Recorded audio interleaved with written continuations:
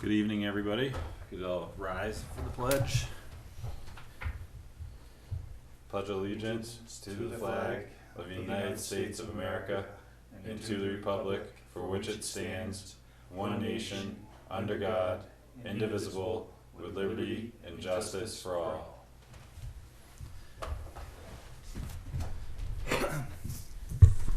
So, this evening, Selectman Vieser wasn't able to join us, so we're going to have a slightly abbreviated agenda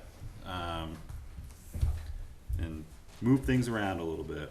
And hey, Lou. How are you? Yeah, Craig's with us over Zoom, and since we have you guys in the room, we'll push the Hi. Vertex Hi, Craig. discussion right up to the forefront. Hi, Craig. So I had invited these gentlemen here this evening. It seemed like it was right within their purview of the communication infrastructure in town. How we had them engage Southwest Regional Planning on our behalf with some of those things, and to see if they wouldn't mind, adding this to their agendas and try to see where things are at. And I've been reached out to by a couple other community members with possible land spots for additional cell towers. So it's definitely a conversation that's going on in town. And if the Vertex agreement's not looking like it's going to happen, then maybe there's other options that we can research, like as the town, and try to facilitate it actually happening. Okay, All right. Do you have any update? I do. Okay. In a conversation with Fran Parisi, who's the attorney representing Vertex Tower assets, they are planning on moving forward this year. So there's a few things that we are trying to get settled for them and with them. And one is the issue with Old Peterborough Road. Since it was a discontinued road, it's not even a Class 6 road at this point. That creates a bit of a problem for them. So I had talked to Fran, and have talked to Fran probably since November about this issue, in that entering into some sort of private road agreement is probably going to be necessary for them to proceed. And when we chatted, their thought is that they could probably relocate their access, their driveway access to, a part of the road that is still Class 6, which may actually end up being Old Ringe Road, because the lot that they're on is right on the corner. So it would be a matter of whether they needed to come back before the planning board to basically address the fact that they might need a change. So he's having his engineers looking into the feasibility of doing that. And if not, I promised that I would send him a kind of a template on the private road agreement that we use for others. And it may have to be, tweaked for his specific scenario. That's kind of where things stand, but they do want to start construction this calendar year. Okay. Now, is there a way that we can loop Lou and Craig into this, like to kind of have, they're members on the planning board as well, so it may work out nicely. Right. So it depends on what your, what your objective is. Having the two of them, kind of take, the communications piece, because it's more than, if it's the communications for the town, the cell tower is kind of the vehicle that helps us get there, and we have a lease agreement which Fran is still digesting, because we made some tweaks, and that's been going back and forth over the course of the last year as well. He didn't raise any objections to me recently about what we had sent him last, as far as what we wanted the agreement to look like. And so then it's a matter of, once we have a lease in place to lease space on the tower, then the question is, when do we want to move forward to actually install equipment there? And that's a bigger discussion, because the last quotation we got from our vendor to put everything there that we were going to need, or that we think we need, is going to be in the neighborhood of about $70,000.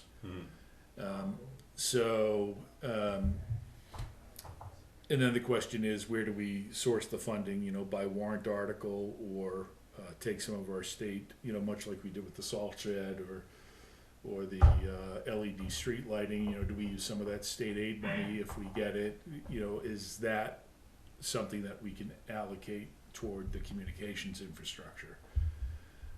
So those are all things that I think are in movement, in motion, and it's a matter of kind of working out the details and getting the Board of Selectmen's support on how to best fund that type of activity, and that's kind of where things stand.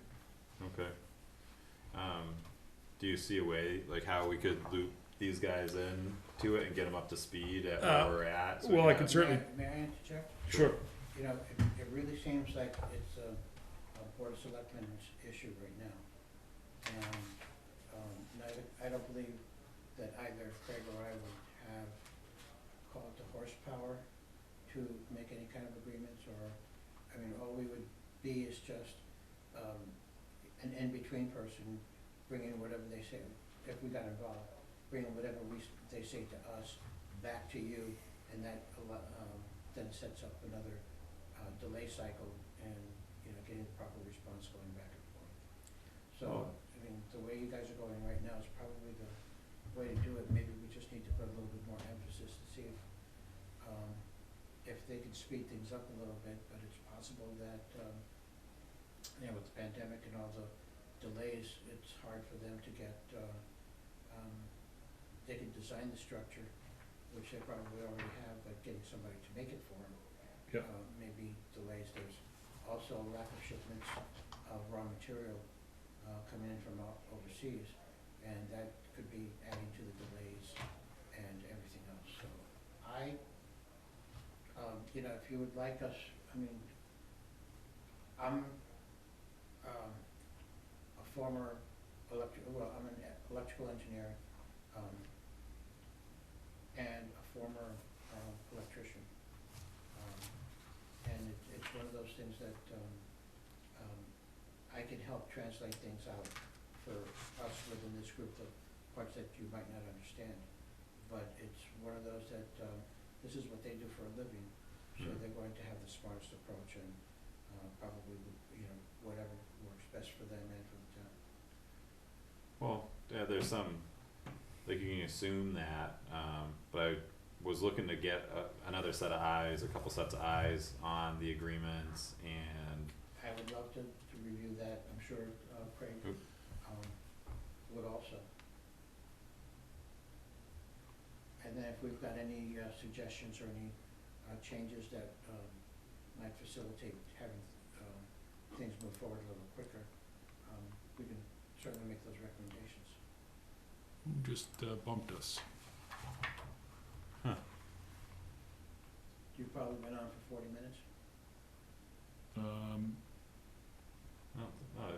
maybe just started it just before the meeting, 10 minutes before the Yeah. meeting. Oh, okay. Yep. And the paid subscription, we haven't had an issue, Oh, you've got a paid subscription? yeah. So you should have an issue. So.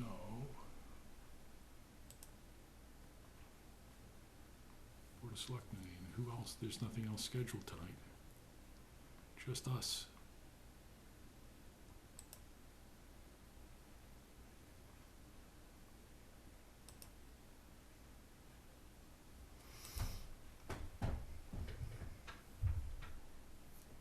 So, Lou, were you involved in any of the former talks on the cell phone tower? Yeah, I'm a member of the planning board, Mm-hmm. and the whole cell phone tower thing came to us first. Oh, okay.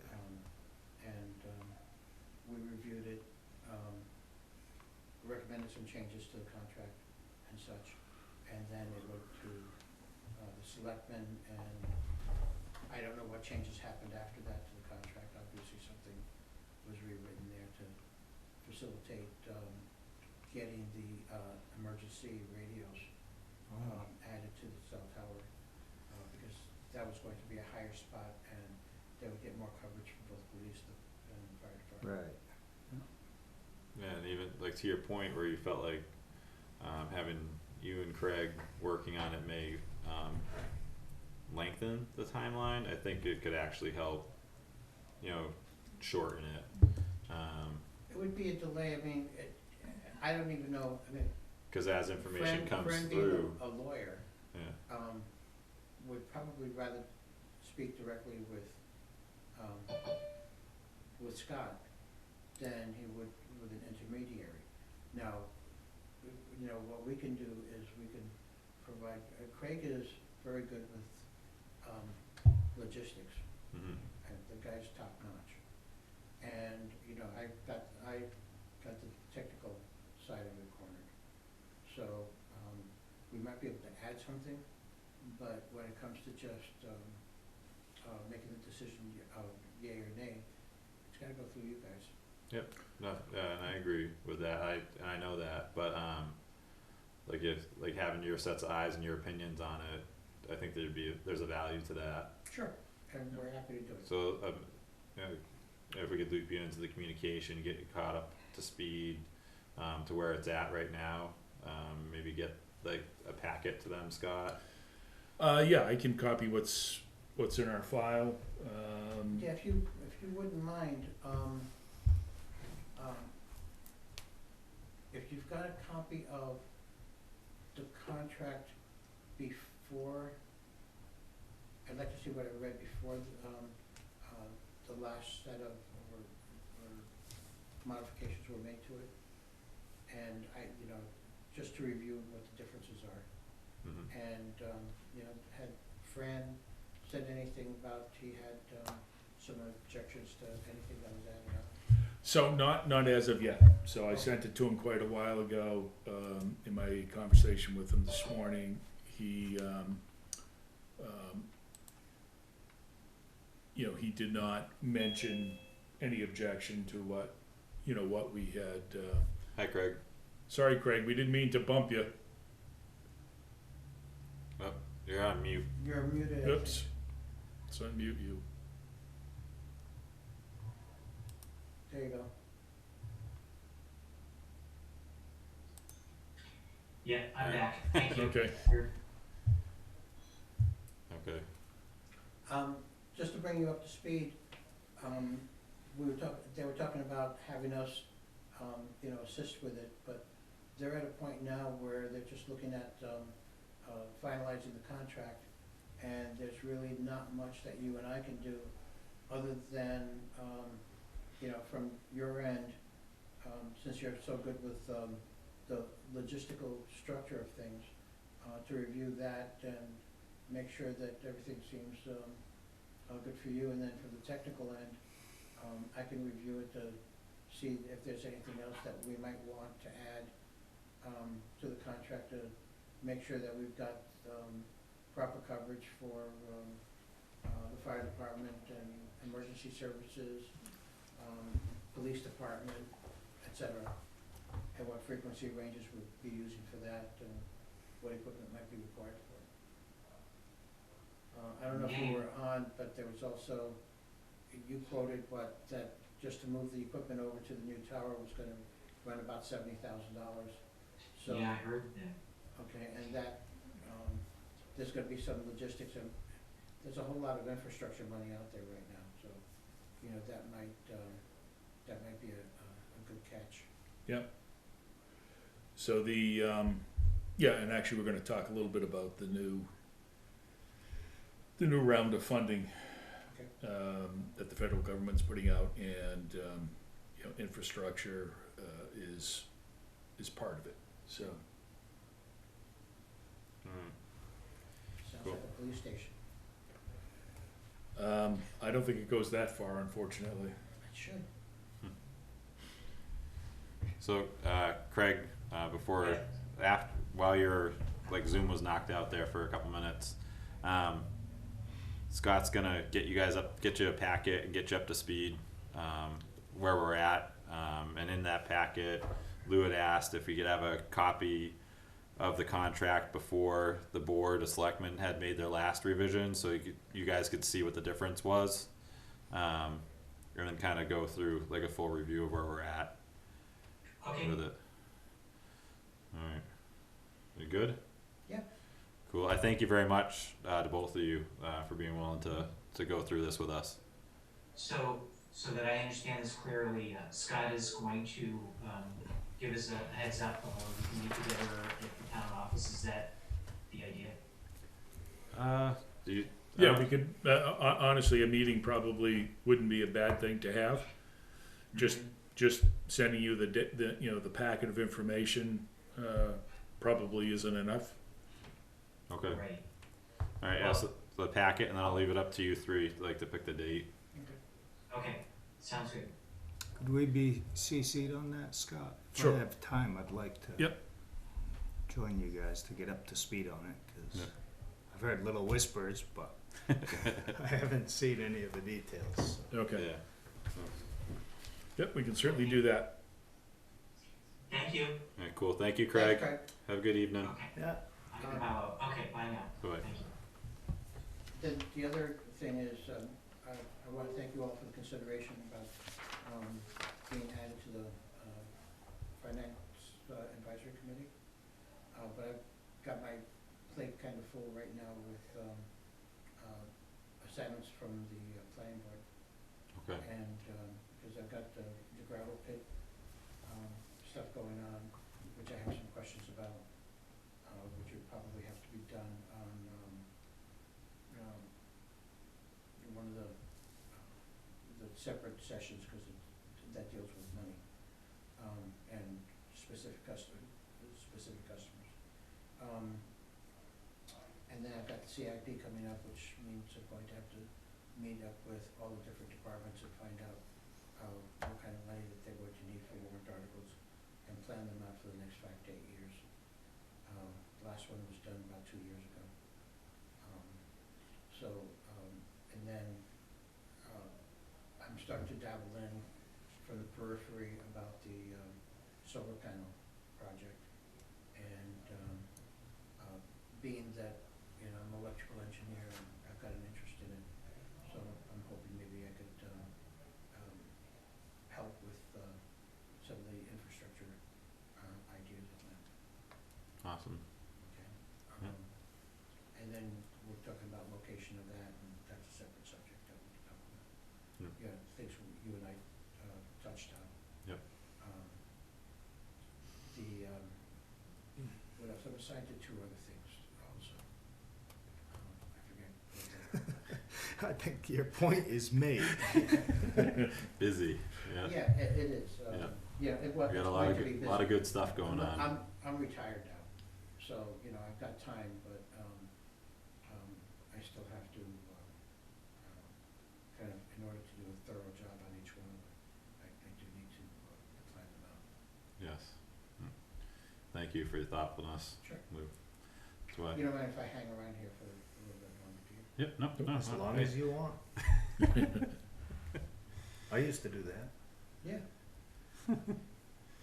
Alright. So then I don't know if you wanna go into that discussion on the American Rescue Plan Act, Scott? Yes. So this is, the latest round of funding in the form of a COVID-19 stimulus package. And for us, there's about $130 billion that of it is going out to municipalities through the state. So it's going to go through the state of New Hampshire. And in reading this, it, I think similar to the first round, the amount of funding is going to be based on population. So they're going to look at each community, and our allocation is going to be based on our population. And I'm not sure what that number is yet. The, we're already set up, so part of the requirements of this is you have to have a FEMA or a SAM.gov account set up, and your DUNS number and your tax ID and all that stuff. So we're already on that system, and in fact, we just renewed our registration back in February, and that's the mechanism by which they're gonna send us money if we qualify. So, and that goes, all our banking information is in that system, so it goes right into our bank account when and if the time comes. So, we haven't received yet a lot of information on exactly what all the criteria or what the process is going to be. But the 4 segments that the Treasury has broken out as being eligible expenses for a community is to respond to the public health emergency with respect to COVID, and that includes the negative economic impacts.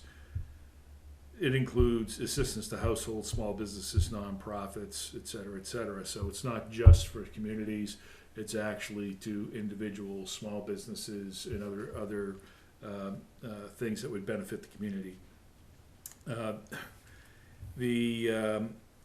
It's also for the provision of government services to the extent of a reduction in revenue due to the public health emergency. So I don't think that has really impacted us very much. Our revenues really haven't taken a major hit here because of COVID.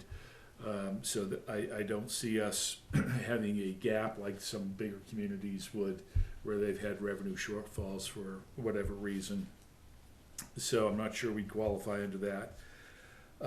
It's also available to make necessary investments in water, sewer, or broadband infrastructure, for example, because everybody is working remotely, teaching remotely.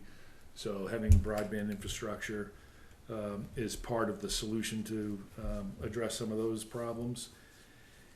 And the other part is to include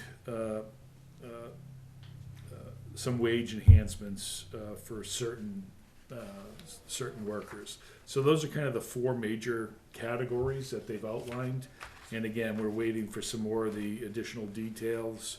And they implied in this originally. I mean, this is about a little over a week old, this document, and they implied that this was going to be coming out to us relatively quickly, but it doesn't seem to be happening quite as fast as they anticipated. So it's going to be one of those things that I think once we do get the details, it's probably going to require us to look at it, see if we're eligible. If we think we're eligible, then making a decision whether we want to accept the funds, because sometimes there's some strings attached. Anytime you take federal money, you open yourself up to some other issues. So we would have to discuss that, and then probably have to execute relatively quickly to get things in. So that's kind of where we stand on it right now. Could we get that circulated to all the different boards and committees to get the input Sure. from them? Sure. Okay. Yep. To Yeah. see what things might be eligible. Absolutely. Yeah. Yep. Yeah. All right. Are there any parts in town that don't have broadband access? Yes. So yeah, Lou would be the best to speak Craig on and I that. were doing that, and I was going to wait till you're all done with it so I could just jump in, but one of the things that, there was some broadband money available, with the last package, that came out, and that came with, certain restrictions. One is that, the money became available in, I think it was May or June of last year, and had to be spent by the end of December. And that, what that meant was that each of the towns had to have whoever was going to do the infrastructure improvement, in our case, let's call it Comcast for lack of anything else. And that they would have to agree that they could do it, and they would have to have the supplies all set. And then when the money hits us, we're ready to go, and it's gotta all be spent by December. And did you see any strings like Scott referred to? Oh, I'm sure there were. But towns like Mason, and Dublin, and, quite a few other small towns, got it all done, and, you know, they were prepared. We got caught kind of a little short on that because we weren't ready for it at that time. It took us, how long to get something from Comcast? It's like 4 months, 5 months, Took us, just to find out where we didn't have, But now we have the information. now we have that information, but we still haven't talked to them as to, okay, how much is it going to cost us to fill that gap to the borders? Most of the town, in the central portion of the town, is pretty well covered, but once you get out to the, yeah, they're into it for the biggest bang for the buck. Of course. Alright, so a lot of the money was going into, major population areas like Nashua, Manchester, Concord, and, you know, wherever else they had, housing developments, the houses were fairly close to each other. Kind of like the same type of response you get, after, a major hurricane or something, a lot of lines go down. They're going to they're gonna get Right. the ones that, the highest concentration of population to get that back online. Makes their numbers look good. So it's one of those things that, I'm really not quite prepared. We're getting information from, some of the people who did deal with it the last one, and Craig's been working on that, pretty heavily. So once we got, we're waiting for, 2 or 3 more, responses, so we can kind of get a picture of what, is needed and how we can approach it. And these guys have all been very, very helpful on how they did it on such short notice. So if we could just use some of that information once we've compiled it, then, we would be better set for this. Reality is that, there's some areas like up on, near the top of Page Hill Road that don't have, Comcast coming up to there. Over towards, the outer fringe areas before you get to Temple, the same way. You know, we initially looked over to the school to ask, how many of your, since they were doing remote learning, Oh, yeah. how many of your students were not getting internet? And it turns out that, the, telephone company, actually had, a program for the schools that gave them a small telephone transmitter, with a fixed cost of $20 a month or $25 a month, that, gave instant internet to the students that didn't have it. And that worked out well, so it really, as far as the kids were going and, you know, the educational environment, it turned out not to be as big of a problem as we thought it was going to be. But there's a number of other people that, were working from home. They were doing their remote work, and they were left out in the cold. Yeah. And that's, I think, for the next one, that's what we need to address. Because in all honesty, when I was working, I worked for the same company, for 40 years. And, I was an engineering manager. My office was in Palo Alto, California. And, the customer that I was working, with was over in Geneva, Switzerland for the last 5 years that I was with the company. And, my family was getting tired of my coming back and forth all the time, and I was kind of, doing it, so I hired another engineer to be on the site in Switzerland, rather than my going back and forth. And I'd still spend probably 6 to 7 months out of the year over there. But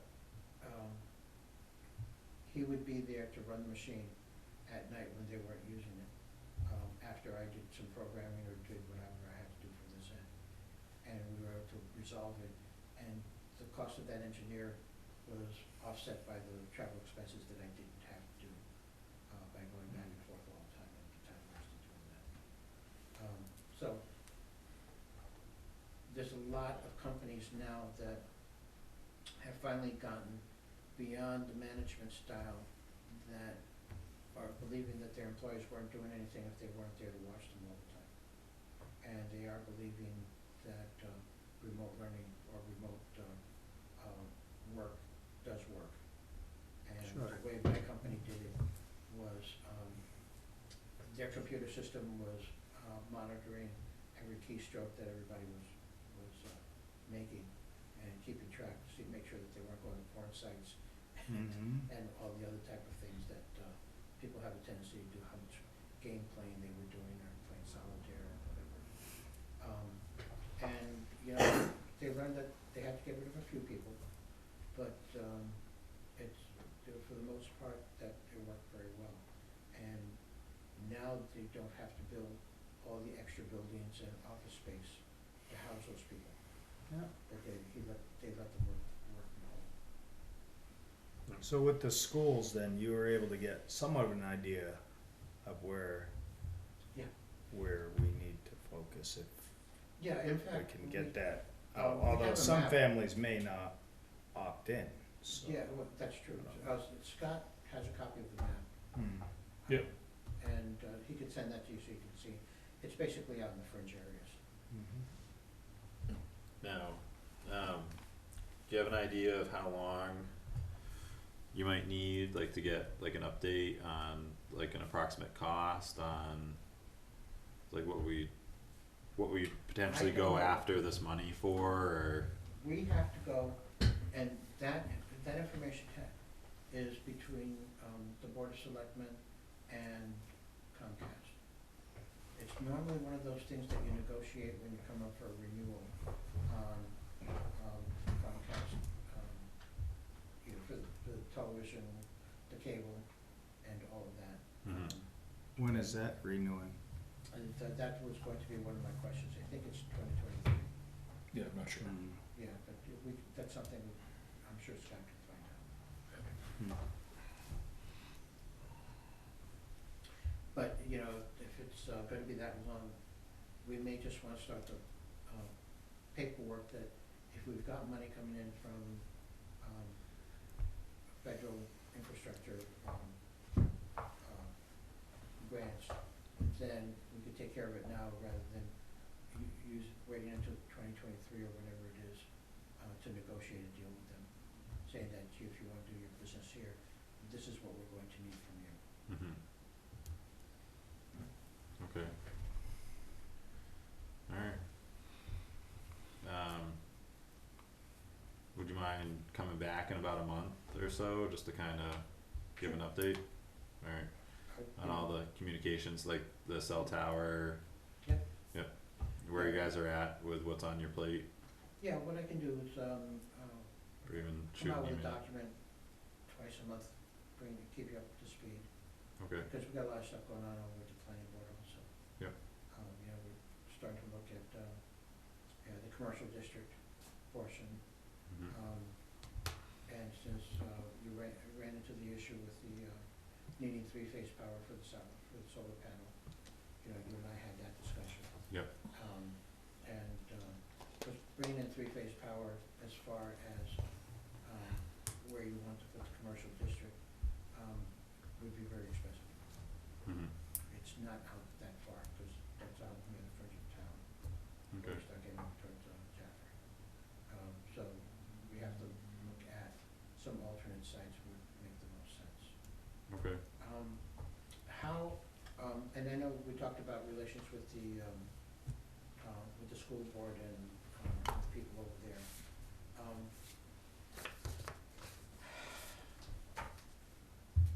We were going to talk in this meeting with something about the school board also. yeah, I'm gonna table that till next week though, until, Selectman Beezer's here. Okay. Yep. And is that something that's going to be open, or is that going to be closed meeting? No, it's open. All right. Yep. Then if you don't mind, I'd like to join in, because I'd like to find out. Certain things like, you know, who paid for all the land school was built on. Cause I know that was originally like almost 200 or 300 acres, I think it was almost 200 acres, 192 or something like that, if I remember correctly. And that, somebody paid for or bought like 2/3 of it or something close to that. Mhm. And there were 60 acres left or something. And I'm just wondering if that was actually purchased by with town funds, or if that was purchased with school funds, part of the budget money of whatever it was, 21, 25 million, Mhm. or whatever the school ended up costing. And then, I did drive by there today, saw that they did have,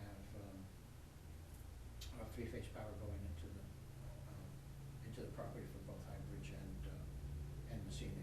Mhm. So,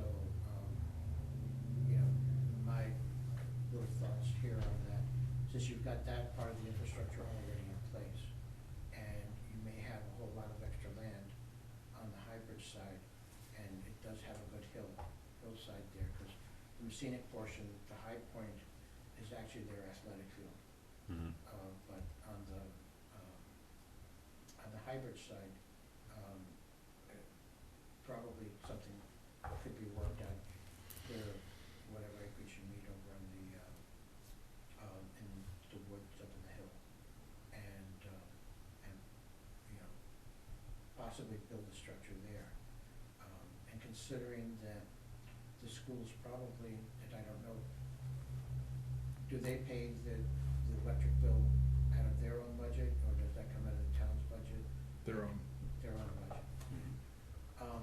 Since they're probably one of the heavier users of electricity in terms of, part of the town infrastructure, that might be, a good place to locate them anyway, because you have the least, amount of loss. Every foot of wire has a certain amount of resistance, and you lose a certain amount of power, just to heat, because of that resistance. So it's one of those that, if they've got a fairly large, use of power during the school year, you've got the power generation very close to it. And in the summertime, when they're not using it, that extra power that's being, generated there could be used to help offset the air conditioning bill on the rest of the town, building, even though there's a bit of a loss to it there.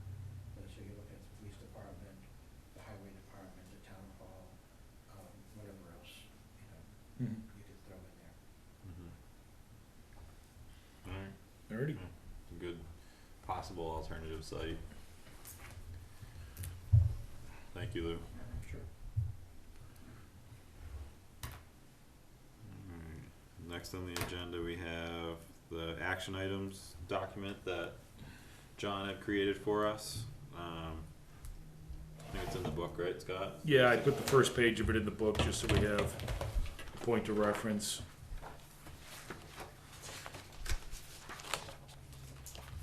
And, my thought was, if you recall the document that I put together for the facilities projects, that maybe we end up formatting this in a similar fashion. Okay, So I was gonna take a look at it to see if we could, pretty it up a little bit, as they say. alright, cool. Yeah, so I guess we'll touch base more on Yeah. this again next week Yep. then. But yeah, I think it's a good idea to kind of have a living document that, as we complete tasks, we can take them off and add new projects as they come up.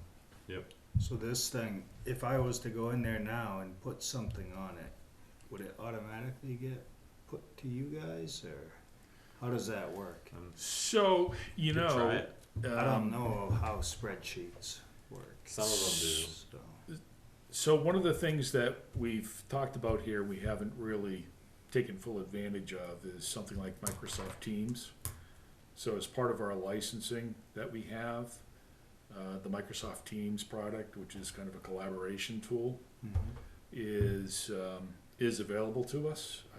We've played around with it a little bit here, but that might be a good place to stick something like this where everybody could have access to it and be able to edit it, add things to it, etc. And it would track it. And it would too. track it. Yeah. It sounds like So- similar to that iWorks program. Once Well, you tag something in there, everybody sees it. right. So it would be, and I haven't used Teams. I played around in a previous company. There was another product called eRoom that my one of my previous employers, we played around with that as a collaboration tool. The good thing about Teams is, we actually played around here a little bit with Slack, if you're familiar with that. That's another collaboration tool. We use that here, briefly. And then once Teams became available to us, Slack is kind of a freebie that you can use, but Microsoft Teams is a little bit more sophisticated, and like I said, we already have the licensing for it, so it's not going to cost us anything to use it. And Susan and I have talked a little bit about it, but we just haven't had the time to really delve into it. But this might be a good excuse to do that. One of the other things that we're not really doing a lot or anything with right now is on our website, whether there are intranet capabilities where we can have, kind of an internal space where only employees and town officials can have access to. It wouldn't be public. And I believe that our website has that capability, then that's something else that we just haven't exploited. I think it is there, because Yeah.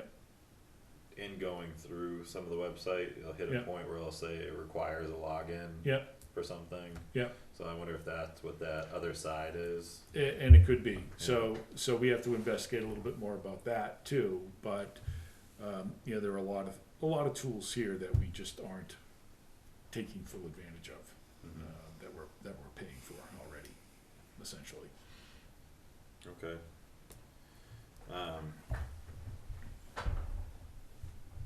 Do you think, how much would that be burdensome to try and get some part of this into the Teams aspect for next week? or- I don't know if I can make it happen by next week, Okay. but I can certainly take what John has here. Like I said, I want to kind of fine tune it, if you will, and then I'll have to sit with Susan, and the two of us will have to explore Teams a little bit more to see, what's involved in getting us all on board with Teams.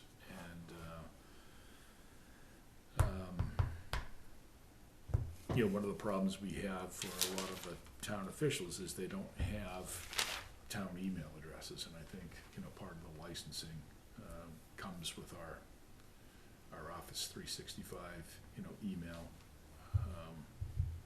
component. So let me look into that a so little we bit more. need those emails. Right. Okay. Right, I mean, some of us have them already, the selectmen have them, the chair of the planning board has it, the chair of the board of assessors has one, I think Dave Leach still might have his, on the ZBA, I'm not sure if we've, migrated everything off of that, yet or not. Those are things that we have to look into, Okay. to Yeah, make sure like- we have the right licensing in place. Okay. Yep. All right. May So- I make a suggestion? Sure. Why don't you have all, committee, like, ZBA, planning board, conservation, all members, get an email address, and then break up your teams into each one of those, different, boards. And that way, when they're modifying their documentation, it's between those people. And then that part can get forwarded over to, up to Scott for review, or up to BOS for review, or whatever. And then you're just going to need somebody that,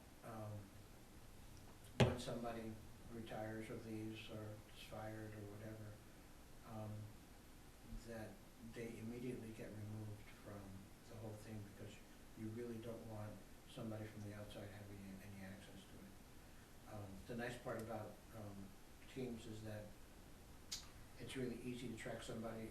If something gets out, a document gets out, it's easy enough to track as to where it came from. Mm-hmm. And let's say somebody takes one document and puts it up on Facebook or something like that. That person's got, if it's a personal or a confidential document, that person's immediately gone. Yeah. Good. And you have to be real hardcore about that, Yeah. because there's a lot of business going on that, the public does not need to necessarily know about.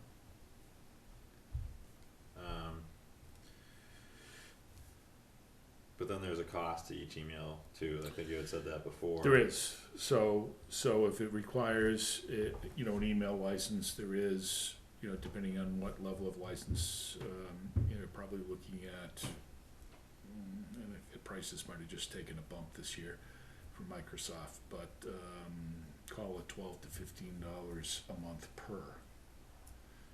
That much, huh? Well, that depends, there is a lesser, version that might be $6 or $7 a month. And that could be for, the $12 a month could be for, head of the board or something. Yeah. And then the other one would be for the members of the board. So we'd have to look into that and have Greg kind of do a breakdown for us and what the functionality of each version of those licenses are, Okay. to make sure that we're giving people the access that they need. Okay. All right. So add that to the couple week timeline. Sure. Okay. Yeah. Thank you, Scott. Did you have anything on that subject, Jay, or? No. Okay. All right, next up on our list, employee appreciation event. So, this kinda came from hearing about, in the past, there had been some type of cookout, I don't know if it's periodically or once a year, where the select board would, facilitate some type of gathering for the employees. Mhm. So I just was looking to try to bring that back. I know that we had added some funds to, We did add some additional funds this year over and above the, the holiday luncheon that we, have had since I've been here. I mean, we didn't have one this year because of COVID, yeah, so instead we increased the amount of the gift card, that everybody received, yeah. and used the money that way. So, now that the nice weather's here, it seems like a perfect time to get everybody together. Yep. Outside, somewhat like socially distanced, Yep. there's plenty of space out there. Yeah, it's where do you want the venue to be? Yeah. Do you want it out here? Do we want it down at the park? Do we, where's a good venue for this? So in my head, I was thinking out here somewhere, just because it's a known area, like. Yep. And some of the people that may be participating might just stop in for their the lunch. Yep. Time, and then head right back out to work. So I don't want to drag everybody down to the park and Yep. Okay. just make it more so they can pop in and grab a burger, hot dog, Yeah. or whatever we're doing, and chat, It's not talk lobster shop a little and bit. steak. Not lobster and steak. He did say there's more money in there. Lobsters aren't that expensive. You take a ride out to Gloucester and get them right off the dock. I think it might be a bit over the top. Yeah. So my initial thoughts, I guess that used to or would occur on a Wednesday.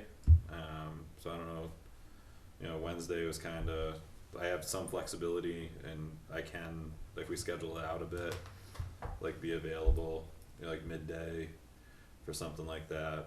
I kinda talked with John briefly on that and he doesn't really have any weekday availability during the days. Oh, And then even when school ends, he's off on doing summer camps and he looks like Yep. he's gonna have a full summer camp schedule, so like as far as the date, I don't think we have to worry, you know, like he doesn't need any consideration on the date as he most likely won't be able to come. and I've found out that I can make my days flexible since you assigned me to police liaison. Oh, there you go. Not as flexible as you've made yours, Sean, but Yeah. you know, absolutely, I'd be available. Okay. Alright, So timing, you wanna wait till the weather warms up a little bit more, maybe late May, early June? I'm thinking within the next, probably early May is kinda where my head was at. I think, we could all use a little something, like in order to get together and foster good relations and talk Yeah. shop, you know, like.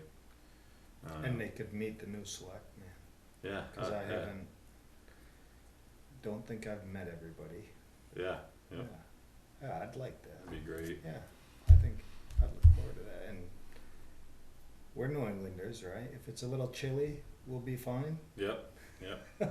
So maybe we'll do, Don't you wanna into, wait until after Black Fly season? when's that? May, It's usually pretty windy over here, and yeah, it'll be midday, doesn't stop them, they'll Yeah. just come over from the next town. yeah, Just gotta man the grill. yeah. I think we'll be alright, so I guess, I don't know what, in 2 Wednesdays, like what that date is. And, Okay, and are we? and then a rain date of the following one maybe.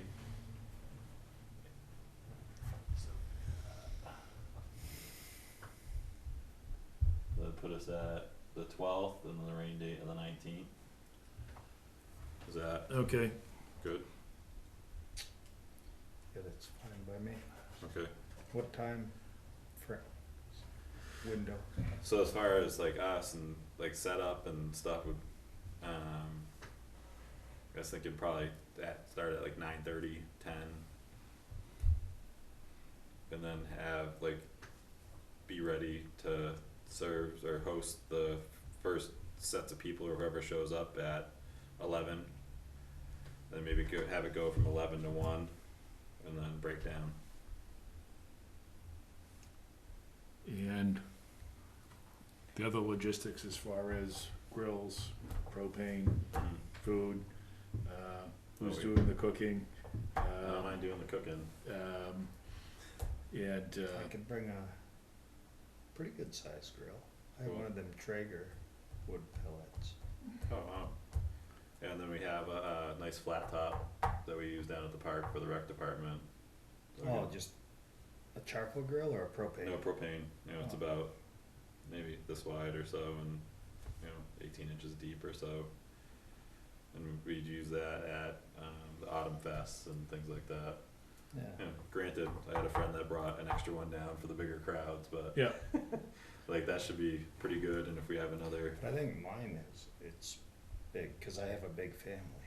there you go. Yeah, no, hey, the It more can- grill can space, do the a lot. better, yeah. Yeah. Bring them both up here. Yeah. Okay. And then, instead of, and not just employees, but I was thinking about, putting out the invitation to all the boards and committee members as well. So my wife could come. Yep, your wife could come, yep. Are you providing babysitters for me? Hey, the kids, if there's enough kids, they watch themselves, right? and, any particular budget you had in mind for this? Better come up with a approximate number of people, huh? Yeah, yeah, so maybe if we get that right out, and not necessarily an RSVP, but maybe if people could get back to us and let us know which way they're inclined. Okay, Then do you know off the top of your head what we had for the employee appreciation? Oh boy, actually, it's in that book right there. Oh, yeah. Which page? So it would be under the selectmen's budget. So it'd be the first, if you look at the spreadsheet, very first page, I think it says BOS Town Office Budget, and it's toward the bottom of that list, I think you'll see employee. I wanna say it's $22.50 for the year, and that includes the holiday luncheon. I think it had 1,500 in it last year, Mm-hmm. and we increased it by 750. So we could have a second event. 2250 was what was approved. Okay, so my memory isn't There completely you go. shot then. Yeah. You do have it off the top of your head. Yeah, well, I don't wanna set the expectations too high that I I can do don't that know. all the time, I'm gonna make So an that- asterisk. cause you're gonna be poorly disappointed. So that has to be for this event, and then you have typically done holidays. Yeah, so usually in here, I mean, we didn't do it this year, but in here we have, sometime in December before the holidays hit, probably early December, I think, first week maybe. We do a holiday luncheon here, and same thing, we invite, obviously all the employees and any town officials that are available, and, we usually have that catered. Not last year we didn't do it. Year before we had Giorgio's in Milford cater it. They actually did a great job, and it was very reasonable actually for Giorgio's. If you eat at Giorgio's, you know that they're not the cheapest place to eat, but they actually did it. The luncheon for us very inexpensively. I was surprised at what they came back with, and we had more food than we knew what to do with. And then we usually have, some of the other folks will, bring desserts or, et cetera. So that's kind of how we've handled that. At least Sean, since do you I've know been any here. barbecue and catering companies? So there are a bunch around.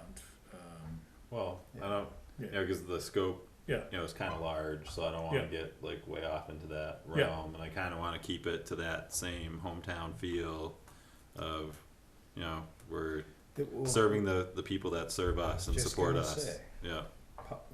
Acting like public servants. Yes. Yeah. True public servants. So I had someone ask me to get them a bottle of water when I was down at the Greens. You're a public servant now, aren't you? I'd like a bottle of water. Did you step two? I didn't have any water.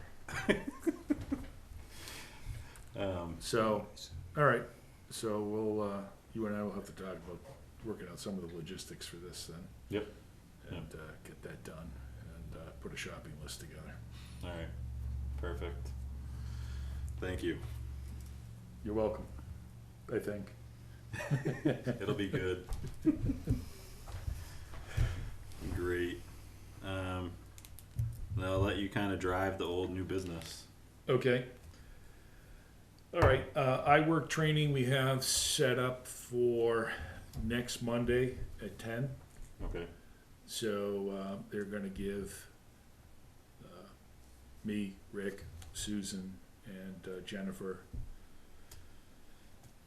a rundown on the product again. For, Rick and I, it's gonna be kind of a repeat, but then again, I don't touch it, at all, basically, but I do want to make sure I have a good understanding of how it works. And Susan and Jennifer have a lot of questions about it, and based on the discussion that Susan and Rick and I had, a couple of weeks ago now. There's some additional functionality that we would like to see, and we just are unsure whether it's already there and we just aren't aware of it, or whether it's something that we may need to get a proposal from them to make some enhancements for us. So that's gonna happen Monday. Let's see, the cleaning And then- contract. well, so that'll kind of like wrap into the building permit process, Lou. like the iWorks software, and then getting all the boards onto the same, page. So that's, Okay, yeah, I didn't make the meeting in time last week for, to go over what you guys were doing with the, building thing. Yep. But I need to go and view that, that video, so I can catch up on that. Yep, yeah. Now, is this iWorks the same as what iWorks for Apple Macintosh is, or is this a totally separate type of stuff? So this is a company that specializes in different types of municipal software. Okay, And we evaluated them when we were looking for permitting software. And we looked at 3 different companies. 2 of them we already did business with, BMSI and Avatar. And then we looked at iWork, and we decided, you know, as far as functionality for cost, that the iWork product was about the best value for us, and had some better functionality, quite frankly, than either of the other 2. You know, there are some additional modules that we can add to this, and the other vendors are similar in that respect. And the question is, you know, how much do we want to add? How much functionality are we looking for, to the point where they can even track, you know, like planning board and ZBA cases, et cetera? And is that something that we're gonna find worthwhile, that the full integration of all of these things is gonna be beneficial in the long run? Because one of the challenges we have, and, you know, we have a discussion coming up shortly on the business that's going into Appleton Business, and the problem that we're having is our records are ambiguous at best on some of these things. So, you know, with something like iWork, you know, you start consolidating everything in a single point. So a parcel, for example, you know, all the permits, all the, you know, site plan reviews, et cetera, ZBA decisions associated with it. So somebody looking at that file can see kind of the whole history that, you know, every department or every board touched regarding that parcel. And right now, we don't really have that, other than digging through files and reading a lot of those minutes back there, which I've spent a lot of time doing it. yeah, as have I, more time than I would want to admit. So that's kind of what iWork does, and what we're trying to do, because we've had a turnover in staff responsibilities here, that the new people need to get up to speed and really start to appreciate what functionality is there and how to better utilize it. And now that we've had it for a year, you know, Rick has some suggestions on other things we might want to do to tweak it, and those probably fall in the category of customization. And we just need to understand whether iWork is able to do it, and if so, what the cost associated with making some of those tweaks for us might be. And the rest of them, I mean, Susan is pretty savvy when it comes to technology, that if she has a good understanding of how it works, there might be a lot of things that she can do for us herself. So we're gonna look at all that next Monday and see where that leads us, and whether that means that we need to get another proposal from them on some add-ons to what we're doing, or whether what we have, you know, once we have a better understanding of it, that we can leverage it better than we are today. Yeah, I spoke with Bob Boynton, and he's been using iWorks in his job with the GIS stuff, to do the corrections of all the errors that we have on ours, and how all of our boundaries are not fixed to what, let's say Google Earth or whatever you Yeah. want to use. And he's able to put those corrections into each individual file. Mm-hmm. So that's something that I can see we in the planning board could really use also. Yeah. And I know Bob has had some discussions with iWork. You know, he has talked to those folks as well. So we might want to get him in on the loop too, to see what he's learned from them, and, you know, see if we can, again, get the most out of it. Thank you. Right. Cleaning contract, I let All Pro know that we wanna move forward with them. They did confirm that the $90 a week is for both buildings. Tim, I don't know if you saw Tim's email, he had some, questions or things he wanted to verify first, so they're looking into those for me right now to see if they can accommodate all of those requests, and they hope to have answers for me by tomorrow or Thursday. And if everything looks good and they're willing to incorporate a couple of Tim's requirements into the contract, basically Tim wants to make sure that it's the same crew all the time, because, obviously our requirements to have people, vetted. He wants to make sure we're getting that same crew every time, so there's just no question as to, that they meet all the requirements that he has as far as, CGIS goes. They didn't seem to think that was gonna be a problem, so we'll, see what they come back with in the next 24 to 48 hours, and if it looks good, and honestly, I'm just gonna sign the contract and move it forward. I believe that was the intent of the board. Okay. Yes, yep. Okay. Yep. So, I was struggling today to figure out who our Comcast rep was, and I'm still working on that. And Comcast is such a friendly company to do business with. So, but our goal is to do something similar that we just did with iWork, which is to get somebody in here to help us understand this phone system. And more importantly, I think there's a broader discussion that needs to be had with them as far as what we have and what we need from a technology standpoint, because I know Tim isn't exactly thrilled with the way the phone system works, and I'm not sure that can be fixed with what we have today. We also, Comcast acts as our ISP, so they provide us our internet access, and honestly, we're having some issues here, sporadic issues with internet connectivity. We lose it. I've talked to Greg about it a couple of times. At first he thought it might be a firewall issue. We did some firewall upgrades, yet we still seem to have performance issues where things just seem to slow down to a crawl, or we lose our connectivity, might be just a few minutes, might be 15 minutes. And Greg isn't able to really identify for me whether that's a Comcast issue or whether we have our own internal issue here with the equipment we have in house. Is our router dropping the line or whatever it may be. If you've been down in our basement and taken a look at our infrastructure down there, it's a little scary. I would honestly be in favor of doing a complete analysis of what's there and maybe recommend some upgrades and an overhaul. Okay. The other thing that I would recommend is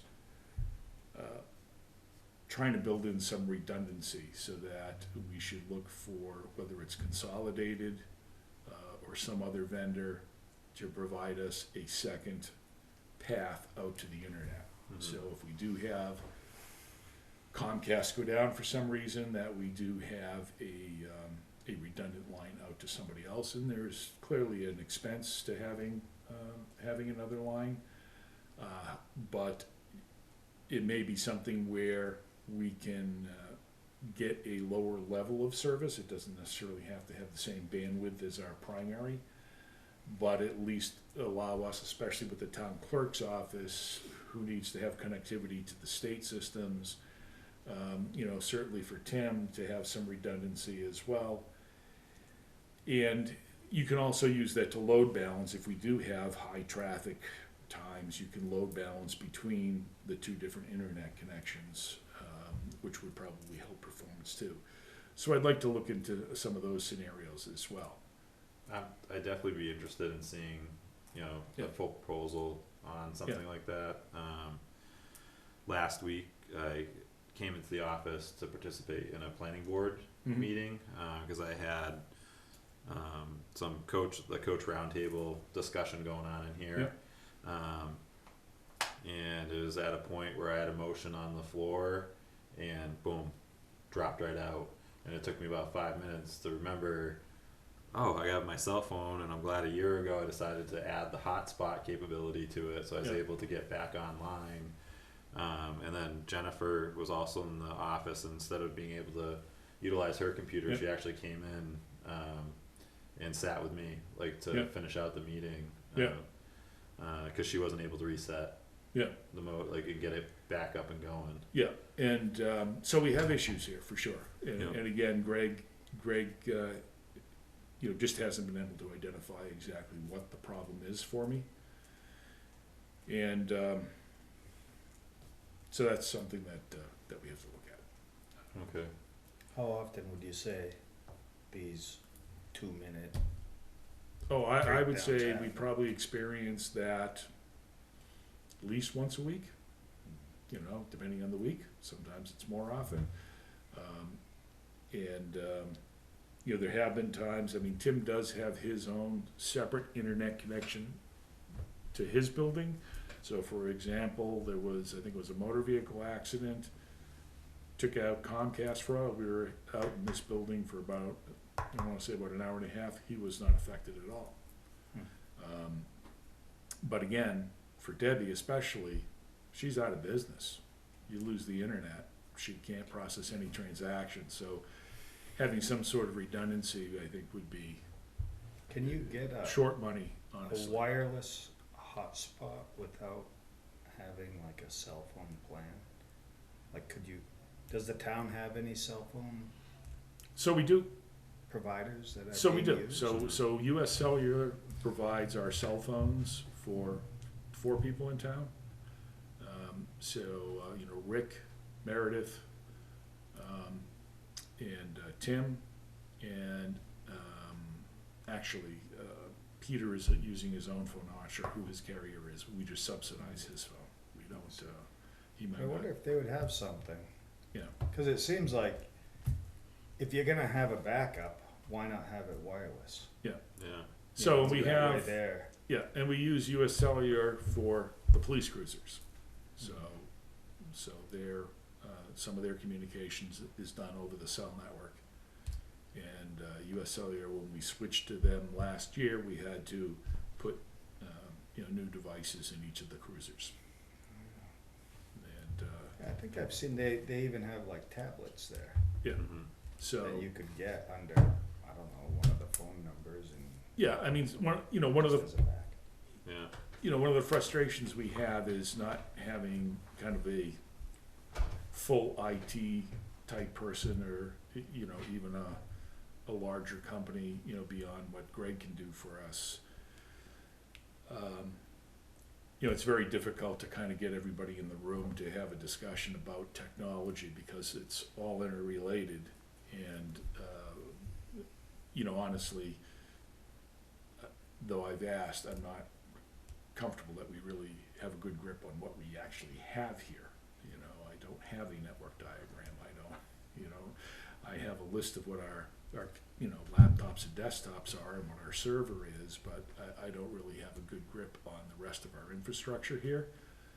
So And, what would be a step to figuring that out or getting that assessed? So, well, we'll be getting Greg to give us a better idea of exactly what we have. We have some wireless capabilities in parts of the building here. Not sure what technology he's using, and I think some of our, we do have times where our wireless is also seems to be saturated, and we're not getting the throughput that we need. I think we see that more on the public side of the network than the private wireless that we have in this building. But again, if, for me, I just don't feel comfortable with the way we're doing things. I don't even feel comfortable with the wiring in this building, but that's a different subject. Yeah. When you have things and you're trying to call them Cat 5 and Cat 6 capable lines, but they're punched down on 66 blocks, yeah, they're probably not even Cat 3 compliant at that point, it's, So could you get with Greg to get, I can try. at least, shoot Yeah. out an email of your Yeah. concerns? Yeah. See what he can do to address it, and if you could, copy me or Yeah. all of us. Yeah, I'll Yeah. copy the board. Okay, cause, that's definitely, I'd like to see that addressed. Yeah. With some speed, Yeah. 'cause usually when things start happening, if you experience that once or twice a week, and last Wednesday it went down Yeah. and couldn't recover. I'd hate to see that happen for a full week and we're all scrambling when we know that there's these feelings of an issue. Yeah. So I'd rather, get a full diagnostics on it, so we can address it and correct it. Okay, fair enough. Alright. Thank you. Wish me luck. Yeah. May I ask a couple questions? Sure. Have you, questions you can ask Greg is that, what percentage of the traffic, of the internet traffic that you've got is actually handled by hardwired internet access versus wireless internet access? And that's for within the company. Mm-hmm. Debbie, by all means, should be hardwired in. She is, Okay. has to be. Second is, does anybody do a speed test on here once in a while? Okay, if you, We have no monitoring tools, we have, well, yeah, it's built into your access, all you have to do is type in speed test. It Yep. takes you to a website for Yep. Comcast, and, it'll tell you what your throughput is. And if you start seeing things starting to slow down, wireless will always be slower than hardwired. Mhm. But I'm just wondering what the speed capability is that you've got. Another thing that usually speeds things up is, probably at least once a week, you need to reboot the modem and the router in order to reset everything and start getting your maximum speeds up. And usually companies do that at night when they do their backups. Mhm. They'll go ahead and just, shut the modem down so that there's no interference while the backups are happening, or that nobody can tap into them. And then, start the backup after the backups are done, and that gives you, a lot of segments of information get stored to be pulled out later, because things are starting to slow down. Mhm. And what ends up happening is that gets overfilled and it overwrites things and it confuses the internet, and you start getting garbage going through there, or it just kind of blocks out because it doesn't understand what's going on. Mhm. So, having an automatic reset on a regular basis helps quite a bit. Well, again, with the level of IT support that we pay for, where, we're somewhat challenged as to what services we're gonna receive. 36 megabytes per second. Download. That's way too low. That's what Xfinity's speed test just said. But that's on the wireless. That's Okay, wireless. that's limited by your iPad or whatever it is that you've got. And by the distance from the, Not really. Access It's point. just, it's limited by the wireless. oh, it's, But it did say hardwired, you should be getting at least gigabit speeds. Hmm. I mean, right now, 36 megabytes is, that's kind of like, what's that other company, the telephone company here? They took over for Fairchild. Consolidated. Yeah. Yeah. That's the kind of speed you get over a telephone line for DSL. Yeah, so I guess, we need some information from Greg and. Yeah. Like I said, like I asked if you could just put down all of your, concerns and issues, see what he can do to address it, and if there's something more he needs from us, then, I'm sure he'll let us know. We'll start there. Okay. Let's see, the other thing that came up, that's not on your list under old and new business, was the Appleton Business Center, new tenant down there. And based on some of the discussion, Meredith actually talked to the owner of the business today. And the concern is, I circulated, when I received his letter, certified mail, back on, I wanna say, what was that? The 17th or 18th. And circulated immediately around to everybody, to get people's input on it. And one of the problems that we're having is, if you go to the property file, is very sparse on Appleton Business Center. And I spent a lot of time going through those minutes back there, trying to do some forensics on, how that whole project came about and whether there were any restrictions, et cetera. And there isn't a lot in there, even in the minutes on, how that building was approved. The building was actually done in phases. And I couldn't find anything that had any specific conditions or prohibitions on what people could use it for. Wendy did send me an email just prior to this meeting, and she feels that Freeman. Freeman, Yep. right, from the ZBA, chair of the ZBA, that they probably need to come before the ZBA for a special exception. That's kind of where she's standing right now. In addition, the fire chief and the building inspector have raised concerns, mostly around National Fire Protection Association standards, and they think that they're going to require more information, and that the applicant in this particular case would have to get a fire engineering specialist to take a look at that building, because neither one of them are familiar enough with the building to make sure that there's appropriate fire protection in the building, and firewalls between the units, because there's different units down there within the building. So there's a lot of unanswered questions, and where I left it with the fire chief today is, somebody needs to tell this gentleman to basically, hold up and stop until we get some of these things addressed. And they're unsure on who that communication should come from, and so therefore it kind of gets bumped up to the Board of Selectmen.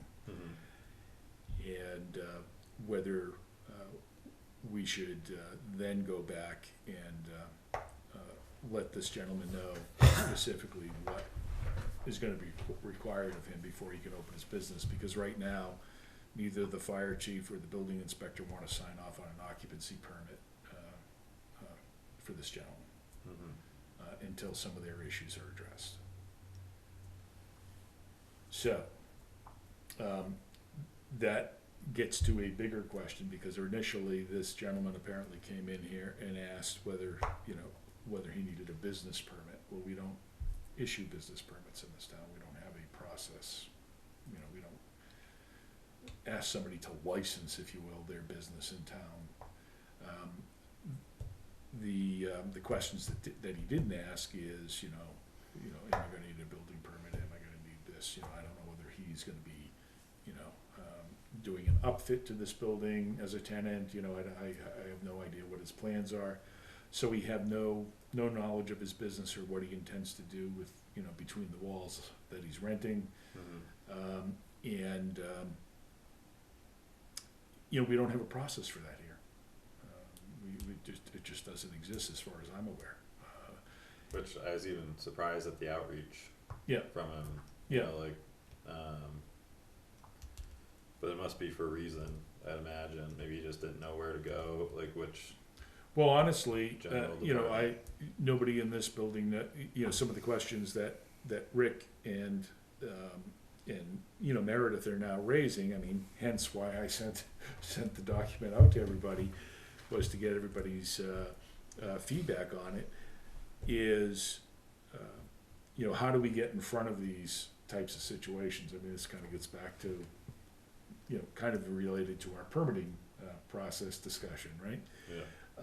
Is what do we do to front end these things so that the people in this building understand or have information to hand somebody that says this is the checklist that, you know, you have to go down and make sure you have all these approvals before you can open a business in town.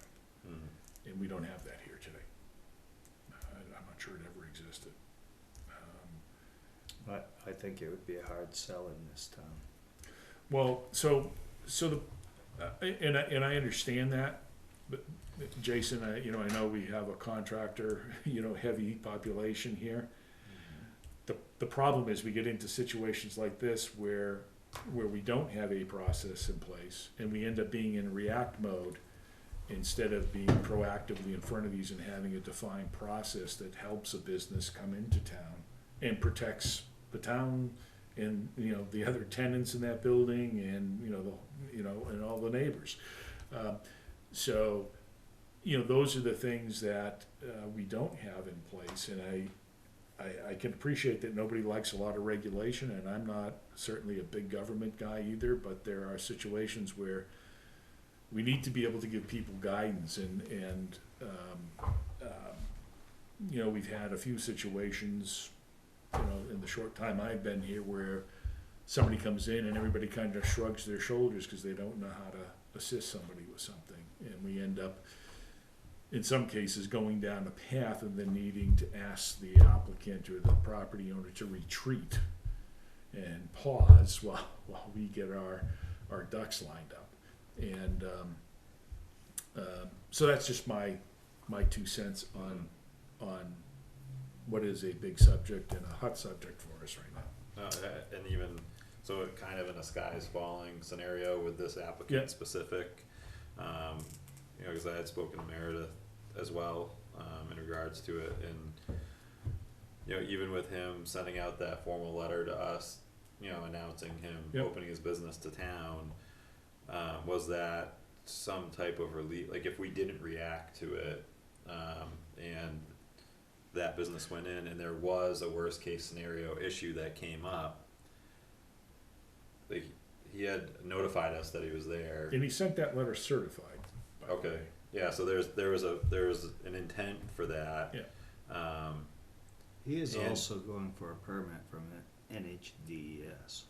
So this isn't like something that's just happening with no one's knowledge of No, anything. He's applying for it now, which So he, does right, give a little bit of, right, so he applied to the state, however, we weren't made aware of his project or his business until, till he 10 days ago. came forward. right, no, yeah, so then to continue down that path, so like a situation comes up where there's a fire in that building and that building's not designed, or even his unit's not designed to handle that type of, possible fire, Mhm. that could happen with the different products that he's gonna be storing or processing in that unit. Do we own some of that? Because Why would we? because That's not a town building. That would be the owners of the Appleton Business Center. That's their responsibility as far as I can see, isn't it? not if there was some type of guidelines, that we should have, enforced. We should have told them. Yeah, like, and it was more Meredith, in her research found that there's, supposed to be some type of fire suppression. And then even because it's in an enclosed building, there should be proper fire breaks in between each unit, like especially for his type of, like whatever he's dealing with, and then in the quantities that he's, It's an potentially gonna deal in. interesting dilemma, because where do you stop with this then? Do you go into Warwick Mills and inspect their business and Village Mobile and, Mhm. you know what I'm saying? Village Mobile got inspected a number of times, and, when they had to replace their tanks really weren't leaking. It was from the previous set of tanks. But, to be a good neighbor, they went ahead and replaced them anyway. And Right. they were shut down for over a year. I remember that, Yeah. If I may ask, there's a difference between a business center and an industrial center. And was under the thing that when they reclaimed that building over as a, from being a school, that it was to be a business center. A business center does not store 500 to 1,500 gallons a year of flammable material that they're sending out to be processed. So yeah, I mean, Meredith is spot on to that, but that's the type of thing that probably belongs more in an industrial park rather than in the center of town. You think of a business center as being, retail centers or office buildings or, insurance office or, that type of thing, not the type of business that is proposed to run from there.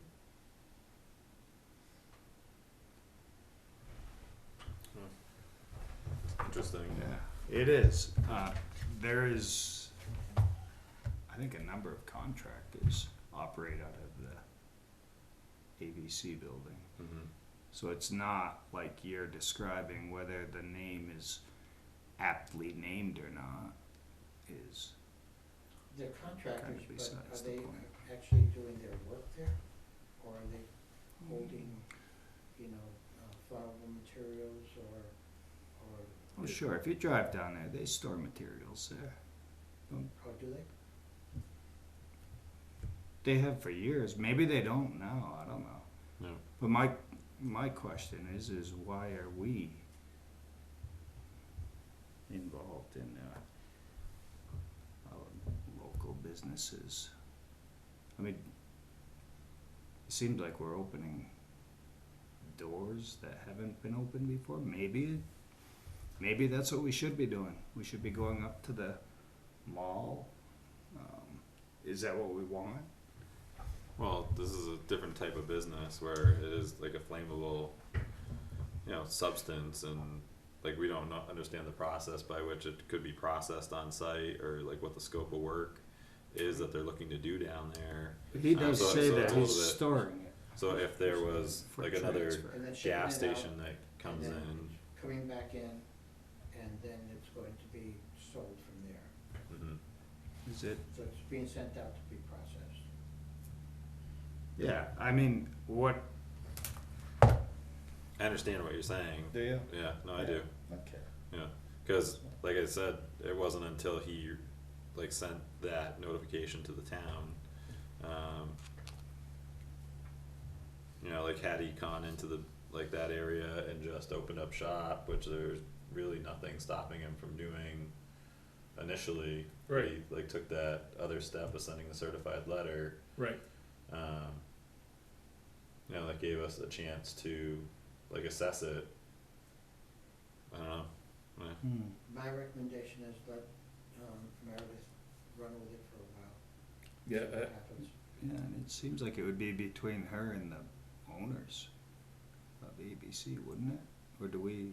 No, Of it an would be action. between her and, for her to state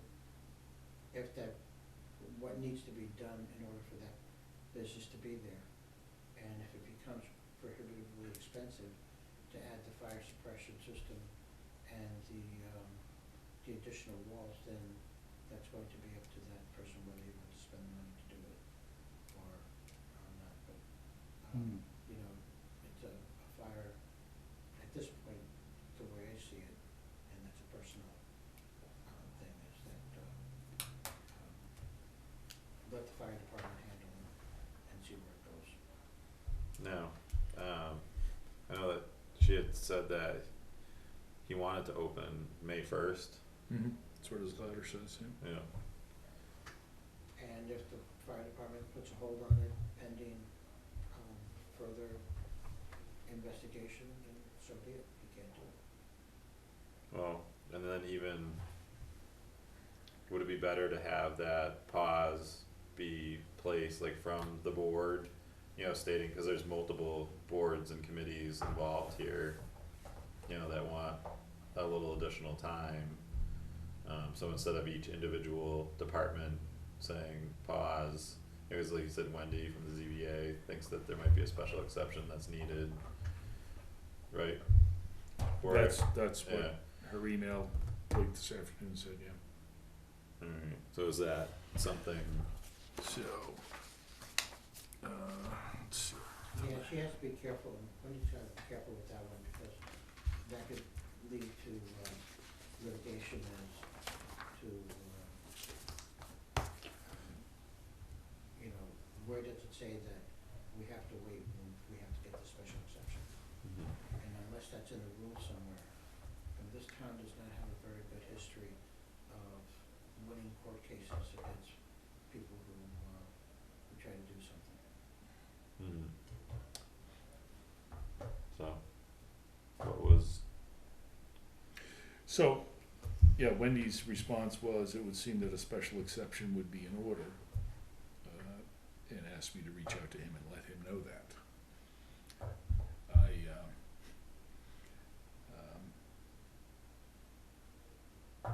So that's where it is. have you heard back from him, or? I- have you- no, I you just haven't. Okay, We were gonna have this meeting, I mean, I got this at 4:50.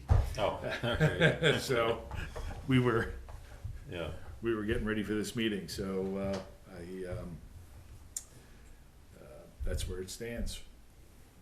alright, so kind of, like, as I see it, Jay, there's a member of the ZBA that thinks that something, you know, like, it needs to be looked at, our fire chief and our building inspector would like additional time, before the business is opened.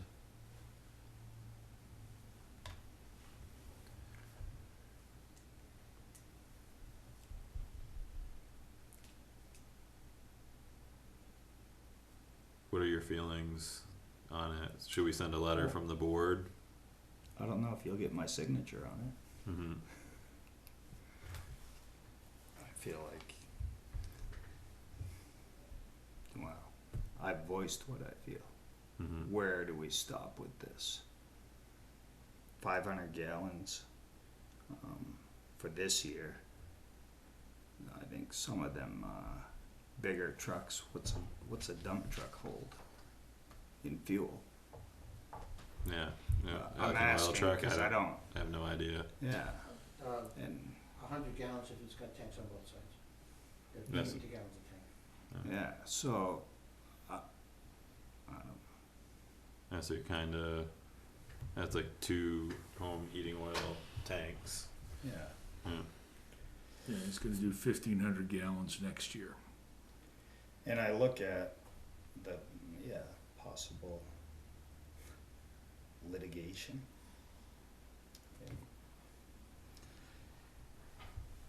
Mm-hmm. What are your thoughts, Scott? Um, And I think it's really interesting, cause we wouldn't even be having this conversation had he not sent the letter. sent the letter.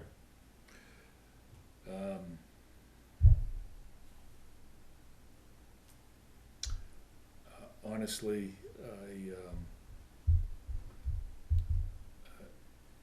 I'm frustrated on two sides of this, so I've got my building inspector, my fire chief, and the chairman of my ZBA, saying that there's an issue, but they want you to address it. Mm-hmm. So that's part of my frustration.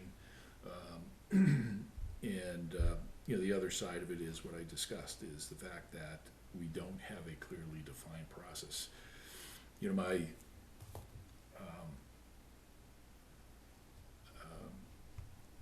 we have our zoning ordinances, et cetera, and actually Jennifer gave me a quick kind of a summary of things of what's allowed, what's not allowed.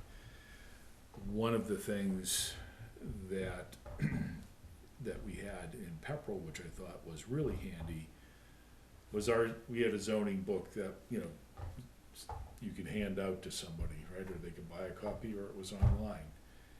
And the way we did things was for each zoning district, and there we had, you know, a couple of different residential zones, commercial zone, industrial zone. In each of those, we had a table of allowed uses Mm-hmm. for that particular zoning district. And basically, at the end, it said, If it's not listed as permissible, then it's not permissible, right? So that kind of closes the door on everything else. We don't really have something like that here that's, kind of easy to look at and understand what we allow, what we don't allow. And in anything that's not allowed, that would have to go, in this case, because this town does things very uniquely in that we front end things with the ZBA, right? The ZBA is really an appeals board, so it appeals other administrative decisions by other people, like the building inspector, the board of selectmen, the planning board, whatever it is. Here, we front end our process with the ZBA, which is unique. Because we do basically anything here that isn't residential is a special exception of some kind, which, has its pros, because the town can very much control what happens in town, what type of businesses you're gonna allow or not allow, because everything has to be done by an exception, has to go through the ZBA checklist, if you will, of the 5 criteria that they have, and then it still has to go to the planning board for, a site plan review after that. So it gets a lot of scrutiny before it's actually approved. So we do things here uniquely, but as I said, there's a lot of things here that just are not really well defined, at least from my perspective. Yeah. Both process and our zoning ordinances aren't entirely clear, and I think in a situation like this, that hurts us. I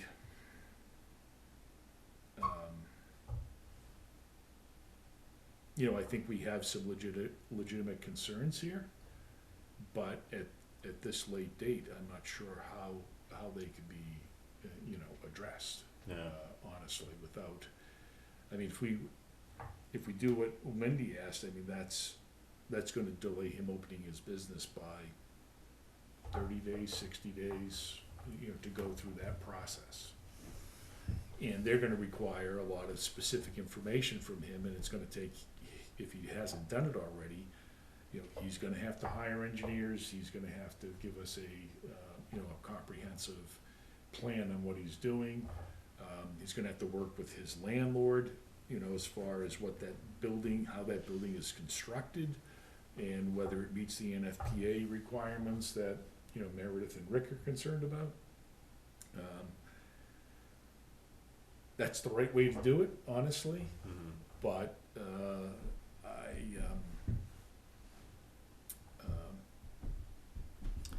Didn't you get from this letter that it would basically be like a storage depot? That he would drop these tanks off, or he'd have the tanks there, he'd do his collections. When they're filled, they go somewhere else to be processed and to be sold? So I don't know the answers to those questions, but that's what the ZBA process and then the planning board process would uncover all of those details on how the operation is gonna work, the hours of his business, the anticipated truck traffic, whatever it may be. Those are all things that questions that would get asked along the way before he got all his approvals. And then, Meredith and Rick would still be looking at the other things that fall into their bailiwick and bring those issues up during both the ZBA and especially the planning board process, because their input is gonna be solicited on what their concerns are before any approval is given, if there's any special conditions that they feel have to be met. And we're bypassing all of that, if we just let him move forward. And that's entirely your call. I don't have a vote in this, as they say, on which way to do it. But it's just another example where I feel that we don't have the processes in place to deal with these issues as they arise. We're always reacting and have a short time frame to do so. Yeah. So now, is he waiting on a certificate of occupancy Well, so what or does that my not discussion exist? with my last phone call with Meredith, and I don't know whether that was before she talked to you or after she talked to you, because we played telephone tag for a little bit before we finally got up. But she was of the opinion that her and Rick would not be signing off on a certificate of occupancy right now, Mhm. based on what they know, without some other things being clarified to their satisfaction. So that doesn't, Nothing's gonna happen. yeah, nothing needs to come from us, except for maybe correspondence to let them know where everything's at. Right, and honestly, I'm not sure that should be coming from the Board of Selectmen, but like I said, everything in this case is rolling uphill. And there's a lot of reasons for that I won't delve into. You know, we become, we just become the point of the arrow, so to speak, in a lot of these situations, because nobody else either knows what to do, has the resources to do it, whatever it may be. And so it falls to us. So, but it sounds like there should be correspondence that does come from the ZBA, does come from the fire chief, and does come from our building inspector. And it's all pointing to our office. Should be pointing to the landlord. Yeah. That's the discussion that needs to happen here, Yeah. because if I wanna do something in my house, whatever, build a shed or, well, I mean, I guess there I come to the town, Yeah. but, so Right. that wasn't a good example. I But got it's where you're just going, like, yeah, yeah. like, but it seems like, so, how Meredith explained it to me earlier was that she felt like it would be better if the bigger umbrella said something, instead of having it come from each individual, but maybe it should come from each individual department, committee. And I understand her point that there seems to be, you know, building inspector, fire, ZBA all have concerns. And, you know, having a single point of communication back to this gentleman, would make sense instead of peppering him with, you know, 3 letters, right? Yeah. From 3 different entities. So that I can see her point on that. Yeah, That we don't want to confuse him either. We want to give him specific things that he needs to do. And again, my concern on a short time frame like this is I don't want to communicate something and then come back next week and say, oh, by the way, we need to add these 2 or 3 other things to our list. yeah, You know, I would rather be able to give him some communication, and I know time is of the essence here, but that we're sure, you know, we're sure this is what you need to do. We're not gonna keep throwing you, you know, curveballs or moving the goalposts on you. yeah. But he hasn't even asked for any He has not. direction. He's just stated, that's where, in my mind, it's between the landlord, and if there's certificate of occupancy required, then that's what everybody deals with. Yeah. Everybody has to deal with Yeah. a certificate of occupancy, Yeah. and it's very much dependent on what you're planning on using the building for, so Yeah. Mhm. why they want, I mean, do we, us to come in and play? Well, I You wonder, know. well, it could just be correspondence, Jay, like if, like you, like from you, Scott, like stating, these are the concerns, this is the contact information for these departments, you know, and then, I can certainly do that.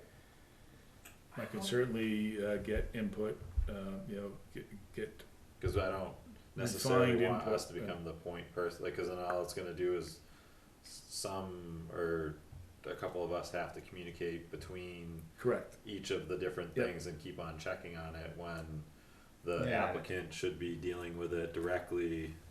Yeah, it falls back to what Lou was saying earlier about having too many people in this Right. discussion. That ends up a disaster for timeframes. Yeah, Yeah. So, Someone can't answer your question today and it gets pushed to tomorrow, now this guy can't. so I Yeah. did also ask Rick, and I didn't see it before the meeting, and maybe he won't get to it till tomorrow, but I did ask him to put his concerns in writing in an email to me, rather than just me trying to remember it over the phone, because that's a recipe for disaster right there. Not from what I saw earlier. Yeah, well, you know, come on, I'm a senior citizen, I'm lucky I have as many brain cells working as I do, so. May I make a suggestion? Just, Yeah. Just, if you really feel that since it's been taken out to the BOS, then a letter come from here saying that, we've got, further investigation is required by, the fire department, the, what were the three departments? Fire department, Building inspector, building ZBA. inspector, and the zoning board. Yep. ZBA, and, they will be in contact with you, for further information. Yeah. Just leave it at that. mhm. That won't just leave it at that. Yeah, well, That No, opens that- the door Yeah. to us becoming Pinnacle. Yeah. And everything coming Well, through let's- us, let's- because now any grievances he would have with these things, where is he gonna go with them? Well, he has to He's coming resolve that, straight to well, do we us. just keep kicking it back down, like he has to satisfy their, How do things Concerns. normally work? At the Anytime- ABC building, do tenants normally come before the Board of Selectmen to propose what they're doing there? no, no, Then why this time? No, but if somebody is,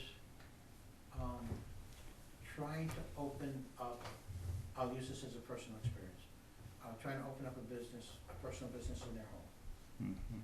They have to get, unless it falls within, the certain rules that the ZBA has to go in for a special exception, for that business. And then that business gets the okay and can run with a signature from the Board of Selectmen. So at that point, I the Board of Selectmen would manufacture get involved. guns and stuff over at the house. I'm Mhm. federally licensed to do so. And I had to go to the ZBA and had to jump through those hoops. Mhm. And then I get my business license for that, signed off by the Board of Selectmen. So, so just it's like, a, it's if a certain, somebody the certain has- type of business, and in the same way that when it comes to subdivisions and housing, if it's a subdivision, that falls under the purview of the planning board first. Well, actually, the zoning board first to make sure that it meets things, then it goes to the planning board. And because it's a subdivision, it does not involve the, Board of Selectmen. However, if it's a single house being built, then that is under the control of the Board of Selectmen because the, building inspector works for them. And the certificate of occupancy, is issued by the building inspector. And the planning board has nothing to do with it.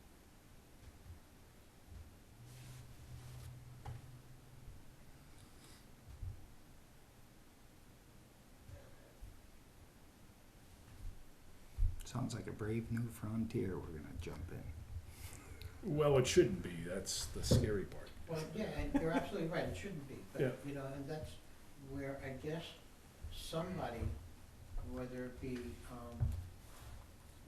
the zoning board or the Board of Selectmen or the building inspector, has to have a clear definition of the difference between a business, a commercial business, and an industry or industrial business. And usually industrial parks are quite separate from a commercial district. Yeah, and all of these things are not part of the Board of Selectmen's duties to define. mhm. Uh, No, that's why, like, I just would want to leave it in Meredith and Rick's I would hands, say the normal channels that, yeah, why wouldn't they be followed? And then if there's a special exemption needed, it comes to us? Is that the procedure? I'm a new guy here, so No, that- bear No, with that would me. be the That's ZBA. That'd be the that's zoning ZBA. board who does Yeah, that. the ZBA would do that, So, okay. All right, so I will get together with Rick Meredith and Wendy, try to draft something up so we can get something to this guy, hopefully before the end of the day tomorrow. Yeah, and just, let them know. Yep. That they're not gonna grant the certificate of occupancy until, Right. Yeah. Okay, alright, all right. I think he will- left a phone number. what's that?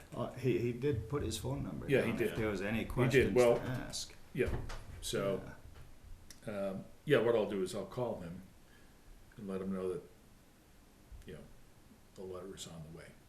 And I'll tell him what's in the letter so that he's made aware of it ASAP. Alright, thank you, Scott.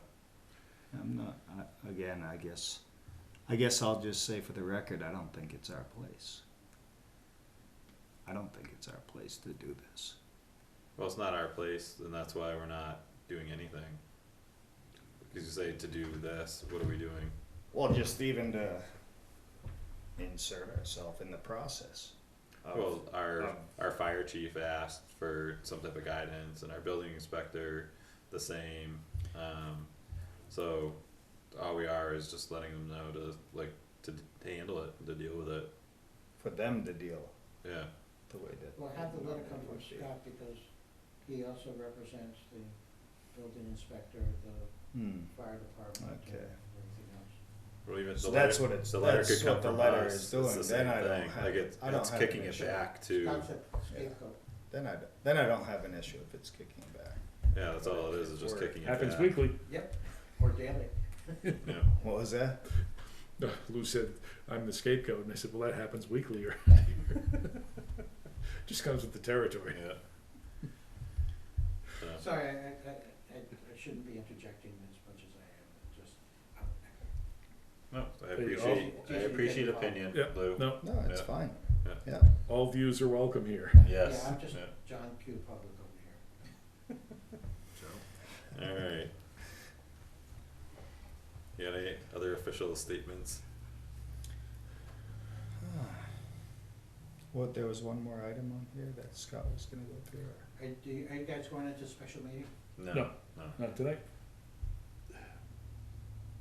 So, yeah, I just wanted to, let you know, I, sent Tim an email letting him know that we might have an animal control officer candidate, gave him Frank's, contact information, and let's see if we can maybe fill that slot too. Yep.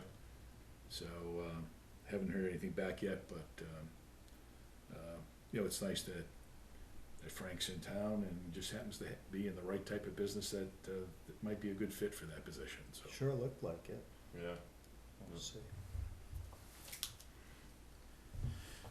And that's all I had, unless you guys have other things you'd like to bring up. I had a web page saved on here with Home Depot. Oh, yeah. I went back to the PD last week and just more, we had an initial meeting with the chief on the work that could be done there at the leased property. It ended up ending a little quick because I had a date with a metal detector. However, I went back to just really fine tune it and make sure we know what we're talking about. So the chief and I went over these things, and it looks like we have a pretty workable plan. So I went on to the Big Orange Store website and just punched in what we're looking at for purchases.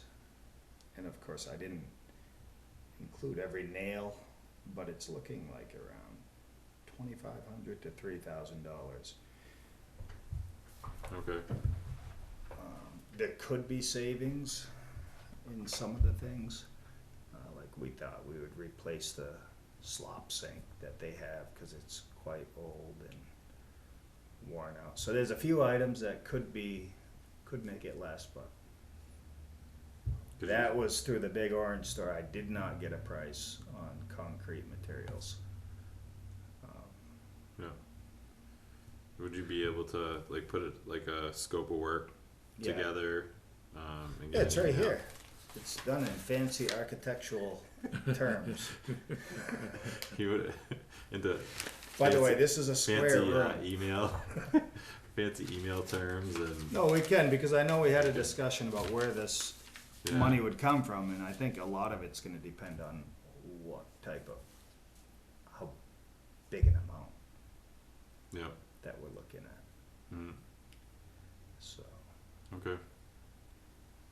And that would just be materials. There is, the plan that we had come up with, brainstormed, looked like we would not need to hire a, HVAC guy, which is a good thing. Okay. We wouldn't be moving any ductwork. We would need an electrician just to put up a light and a three-way switch, so when you walk in to this new, what do they call it, retaining room, or, Oh, the document retention. yeah, Yeah. so. Anyways, just a little update. Oh, the detaining room. I don't know what they Yeah. call it, where they put their prisoners on their bench, that's. Oh yeah, yeah. They used to be able to walk out the door with the bench. But then, Yeah. So if you could put it all together, like the scope Yeah, of and work, I have a of what start you're on looking it. at. Yeah. again, And then the proposed. just to update, the chief really did ask that it get pushed off till fall. Yep. And in that case, I asked him how long background checks were, and he said maybe volunteers shouldn't get any background checks until, I don't know what he said, August, or just so they don't Yep. expire. So, Okay. that was a little bit of an update on that. Thank you for working on that. Be nice once it all gets done. Yeah, Yeah. yeah, and they are smaller projects. Yep. I think the two back rooms they probably could be done in a day, Okay. yeah. The front room has a bit more to it because of, putting in a new door. Okay. Do you think could you put that all together like Sure. for us Sure. before next can week put and up then an we can estimate, yeah. Okay.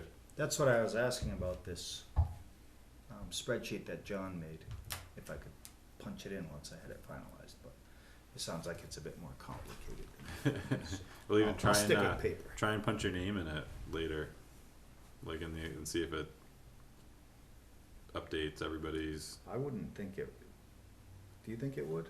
I opened it quick, but or I can't. Maybe Yeah. I might even just I can seen do it that while like you're a preview. talking about the old new business you wanted to talk about. I don't have anything this evening. You know, No. man, last week you had a whole. Oh, I got a laundry list. Christmas but list. Yeah.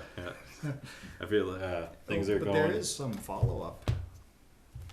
I What's think that? to your list that you had last week. Yeah. I mean, that's like a year's worth of stuff to discuss. What else? And I had to go on John's to the not next here, page. so You'd take a like break. to just kind of Nothing's hold off on Yeah. any nothing's really bigger- you know gonna hurt. It's not gonna hurt anything. Hmm. Yeah.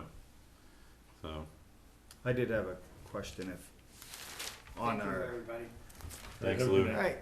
Good night, Lou. Have a good night. On the selling our property that our bosses told us to sell, Yeah. if there's any movement on it. Well, I know the DPW is still removing material. Oh, they From the- still are, they're not Yeah. ready to. Had an inquiry on that property today, by the way. Yeah. Did you? Yep. So So I'd that's like to- two I'd that like I to know see of. it. Yeah, it'd be nice to get that thing done. Yeah. I've been asked numerous times myself. Yeah. Yeah. Plenty of phone calls. Yeah. So there's definitely interest over there. And then there's the, there was a quote that we were waiting for building 3 roof. Did that come in? Yep, it has not come in yet. We're told we should have it by the end of this week. Oh, So we should have something to discuss by next Nice. Tuesday. good. So then we'll have 3 quotes on the roof. Mm-hmm.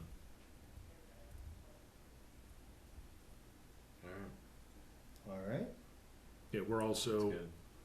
finalizing the interior LED lighting for all the buildings. Where Mark and I are trying to refine that list, and then so we can go back to the vendor and ask them to give us a proposal, so we have a number.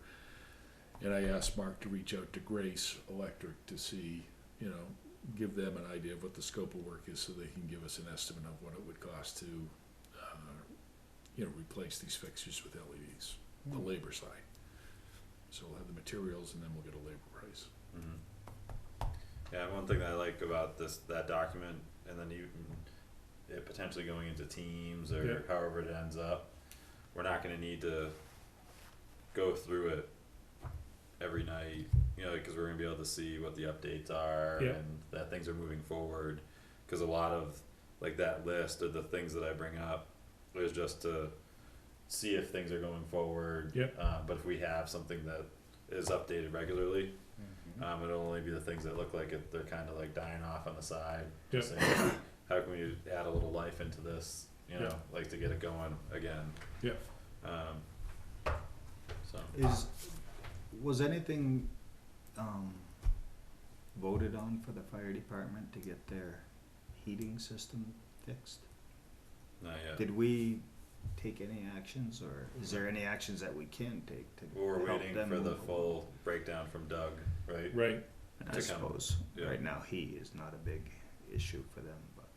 Well, no, he wanted, like, the purpose for him to come in was to make sure, to get an idea of where we, Mhm. like, the direction that we wanted him to go in. Oh, yeah. So we agreed with his recommendations, and then, you know, we're looking forward to a full, you know, detailed plan and scope of work, and then at Mhm. that point, we'll probably make the votes to, you know, Yeah. move forward on those things. Alright, Yeah. just checking. Cool. Do you have anything else, Scott? I'm good. Have a motion to adjourn, So moved. second,